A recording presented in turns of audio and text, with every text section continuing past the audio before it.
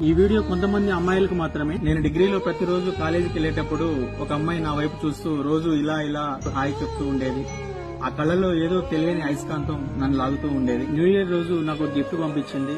అది చూడగానే చాలా హ్యాపీగా ఫీల్ అయ్యి దాన్ని భద్రంగా దాచుకున్నాను. అదే రోజు సాయంత్రం తన ఫ్యామిలీ మెంబర్స్ తో ఒక రెస్టారెంట్ కి డిన్నర్ కి వచ్చింది. విషయం ఏంటంటే వాళ్ళు కూర్చున్న టేబుల్ కి నేనే సప్లయర్ని. ఉదయం కాలేజీకి వెళ్తూ రాత్రి టైంలో పార్ట్ టైం జాబ్ చేస్తూ ఉండేవాడిని. ఆ నెక్స్ట్ డే వాళ్ళ తమ్ముడు మా రూమ్ కి వచ్చి నిన్న అక్క మీకు ఇచ్చిన గిఫ్ట్ ఇమ్మందని చెప్పేసి తిరిగి తీసుకుని వెళ్ళిపోయాడు. ఇచ్చేటప్పుడు చాలా బాధగా అనిపించింది. తను ఆ రోజు నేను చేస్తున్న పని చూసింది గానీ నేను చదువుతున్న డిగ్రీని చూడలేకపోయింది. నన్ను చూసింది గానీ నా మనసులో ఉన్న ఆశయాన్ని చూడలేకపోయింది. ఇప్పుడు నేను తలుసుకుంటే అటువంటి రెస్టారెంట్ ఒకటి సొంతంగా పెట్టగలుగుతాను. ఇదంతా ఎందుకు చెప్తున్నానంటే ప్రేమించేటప్పుడు 1కి 100 సార్లు ఆలోచించి నిర్ణయం తీసుకోగలరు. ఆ తర్వాత కులం, మతం, పేదరికం చూసి వాళ్ళ జీవితాలతో ఆడుకోవద్దు. Thank you.